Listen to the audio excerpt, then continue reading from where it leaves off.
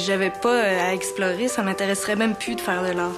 Parce que pour moi, c'est vraiment un chemin pour découvrir la vie.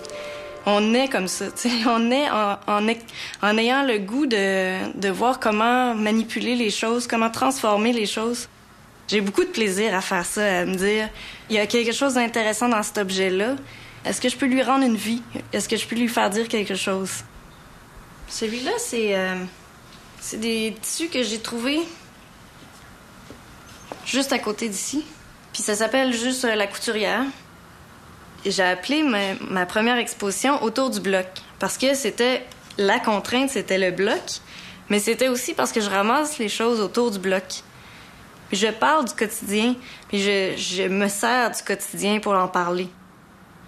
Celui-là, ça fait très longtemps que j'ai cette idée-là, mais ça fait pas longtemps que je l'ai fait. Ça s'intitule Le rejet. C'est un petit bouton qui est en train de tomber. C'est un sujet que je parle dans beaucoup de blogs de différentes façons. Ça parle de quelqu'un qui arrive pas à s'intégrer dans la société, qui arrive pas à trouver sa place, puis qui finalement il est toujours comme différent de tout le monde. Puis je trouve que c'est difficile pour vraiment beaucoup de monde de se trouver un endroit pour vivre et une raison d'être. Autant je veux parler de ce sujet-là que je veux utiliser des objets qui ont été rejetés.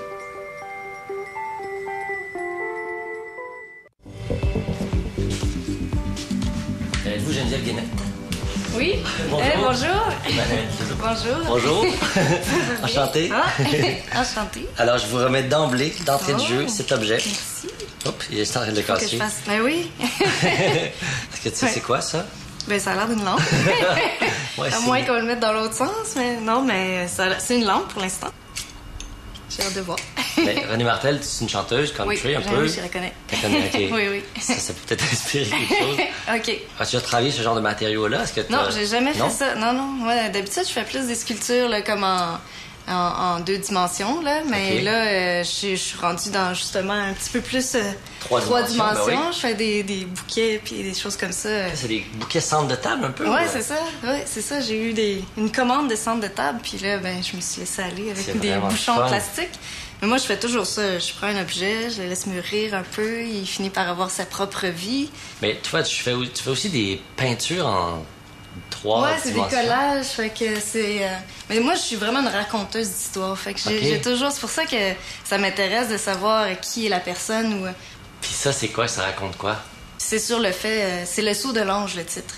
C'est sur le fait de prendre des risques dans la vie. D'oser, finalement, faire un pas qui va faire qu'on va se mettre en danger, mais qui fait aussi en sorte qu'on a peut-être pas le choix, des fois, d'arriver là, sinon c'est plus intéressant de vivre, là.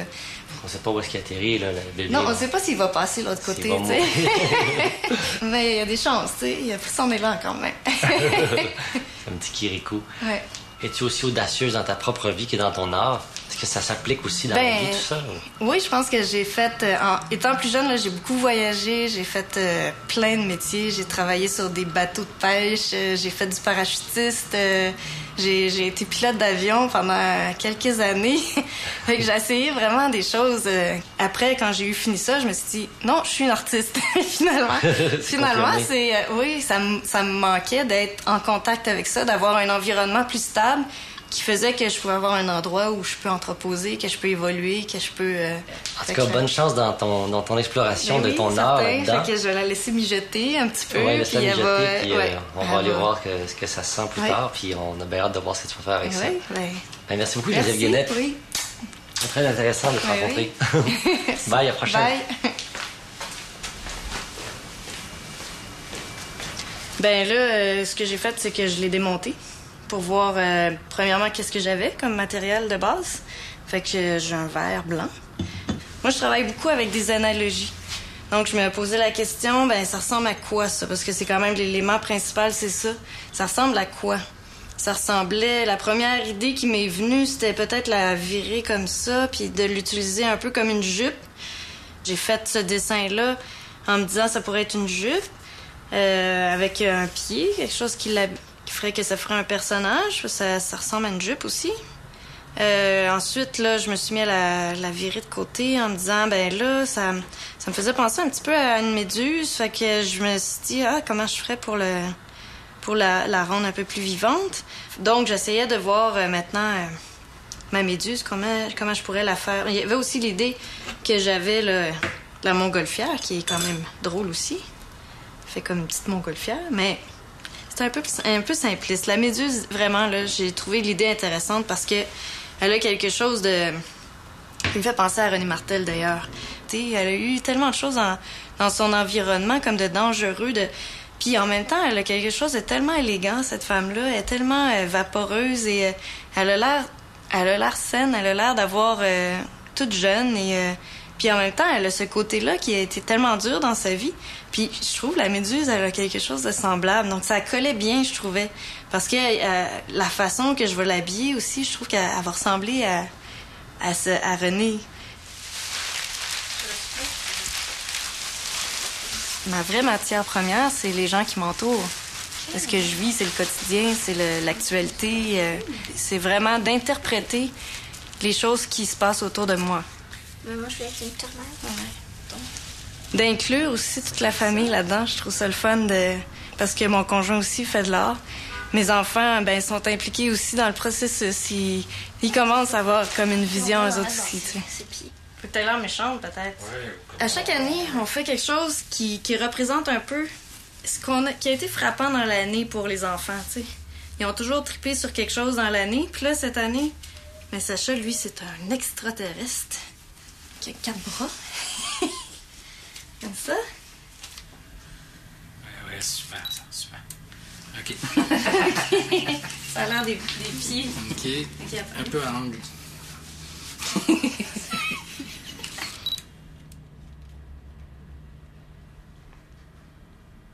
Finalement, ce qui est arrivé, c'est que je me suis mis à la recherche d'un pied. J'ai fouillé un peu dans les bazars, les trucs comme ça. J'ai trouvé une espèce de lampe qui est vraiment laide, puis qui était vraiment pas chère justement pour ça. Et ce que j'ai découvert en regardant cette lampe-là, c'est que j'aimais bien le cou de la lampe qu'on voit ici un peu. Donc, je me suis dit, je vais au moins récupérer le cou. Mais là, quand on la défait, je me rends compte que peut-être que ça peut être encore plus intéressant d'utiliser complètement la structure. Donc là, je voulais voir le pied, qu'est-ce que c'était en dessous, parce que c'est quand même important.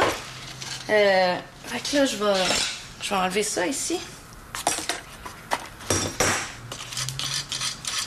C'est un plastique, c'est comme un poids qu'ils ont mis en dessous. Puis, c'est quelque chose assez drôle quand même dans cette forme-là, quand on la voit comme ça. C'est une drôle de forme. Il y a un petit côté sous-marin, je trouve, c'est pas mal. Là, je remets ça. Je peux commencer à imaginer ma lampe, là. Puis elle est plus délicate aussi parce que je trouve que, tu sais, déjà la lampe est toute petite, donc faut pas trop avoir une grosse structure, sinon elle va se perdre. J'ai fait des recherches pour dire, là, si je fais une méduse, faut que je cherche un peu si ça correspond à ce que je veux que ça soit. Parce que moi, dans ma tête, oui, si j'avais une image d'une méduse, mais je suis allée voir, ce que je pouvais trouver comme image de méduse. Puis il y a plusieurs sortes de méduses aussi, plusieurs grosseurs. Ils ont justement plusieurs étapes de vie. Je voyais qu'il y avait des sortes comme ça, là, un peu particulières. J'aime bien celle-là parce que là, il y a ça, je trouvais que la transparence là-dedans avec les tissus, tu sais, il y avait quelque chose d'un petit peu robe de mariée. Ou celle-là aussi, je l'aime bien. Je peux apporter des éléments peut-être plus réalistes qui peuvent être le fun. Comme ça, je trouvais que ça faisait très dentelle, là, tu sais, donc je peux peut-être équiper ma méduse de dentelle, tu sais, aller y coller des choses comme ça.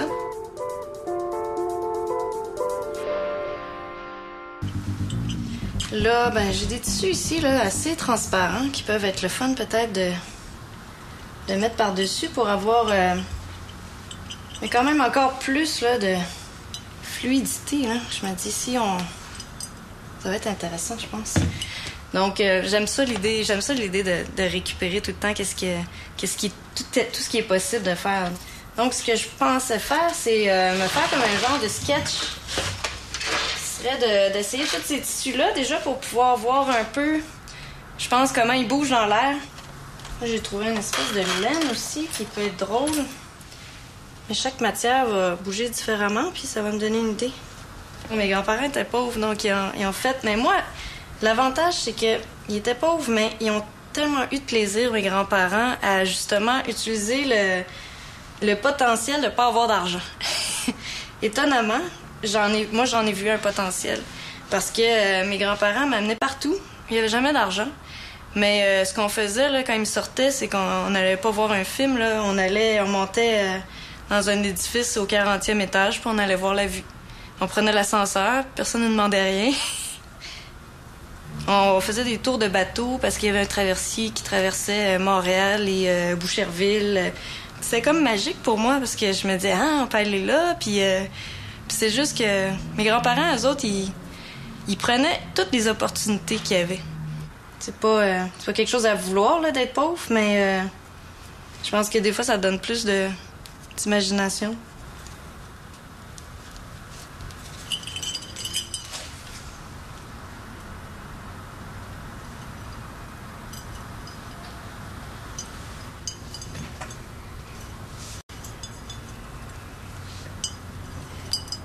Ouais, moi, je fonctionne vraiment beaucoup avec essai-erreur parce que je sais pas où je m'en vais, en fait. Puis ça m'inquiète pas tant que ça de pas savoir où je m'en vais. Et ce tissu-là que j'aime bien, que justement, qui est bien fragile, mais quand je l'effiloche, là, ça bouge comme ça. Je trouve ça intéressant. Au départ, c'était un peu l'idée que j'avais, c'était de travailler juste le blanc. Mais là, j'aime bien les petites variations, là, qui est quand même un petit peu de couleur pour que même les teintes elles soient intéressantes à voir. Ça fait un peu princesse, là, avec les froufrous pis tout. C'est vraiment pas ce que je fais normalement. Mais là, j'ai embarqué dans ce mode-là de dire, OK, on s'en va vers le côté plus dentelle et tout, là. Puis, mais j'aime ça, il laissait quand même un petit côté dangereux, là, qui reste. C'est pour ça que ce tissu-là, je l'aille pas parce qu'il y a un contraste, finalement. Ça peut y donner un petit côté un petit peu plus méchant, que j'aime bien.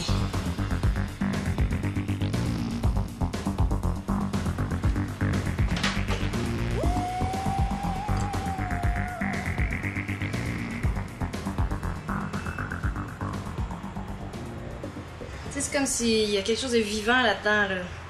C'est plus juste une œuvre, là. Il y a comme, elle a comme pris vie parce qu'elle bouge, puis elle a son propre mouvement. C'est ça qui est intéressant.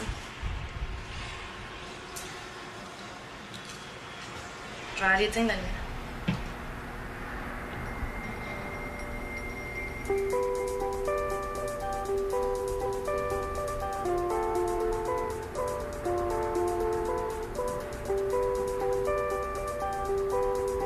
On va regarder ça par ici. Alors voici. Ah, c'est ma lampe!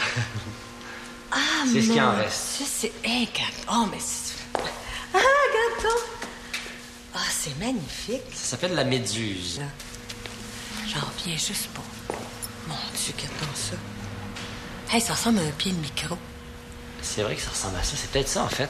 Puis elle a patiné ça pour que ça ait l'air de quelque chose qui vit au fond de la mer, mais c'est vrai que ça ressemble vraiment à ça. C'est donc en ton honneur. Ouais. Ah, ben, hey. Pour symboliser ta carrière. Ah, ben, mon Dieu, c'est fantastique. La méduse, c'est toi, j'imagine. Donc, t'es du côté méduse, c'est barre, j'imagine. Oh, oui, c'est vraiment très joli, très beau. Très original. Et si on éteignait les lumières, tout le monde, qu'est-ce que ça donnerait? Qu'est-ce que ça donnerait, hein? Non. Et voilà. Ah, oui. Ça, c'est une black light, donc ça va éclairer les choses d'une façon à ce que les objets fluorescents puissent, puissent ressortir. Jamais je ne serais attendue à ça. Ben, merci. Hey, de rien, félicitations, c'est le fun. Ça fait plaisir. Je suis super contente. Merci d'être venu admirer ça. Oui.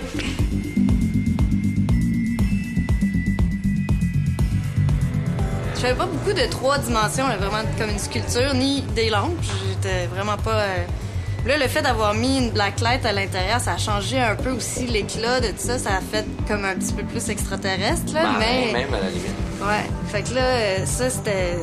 J'aime bien aussi cette avenue-là, là, de travailler un peu le fluorescent, d'autres sortes de couleurs Ça, j'ai ça en tête depuis longtemps aussi, de travailler des images qu'on verrait dans le noir.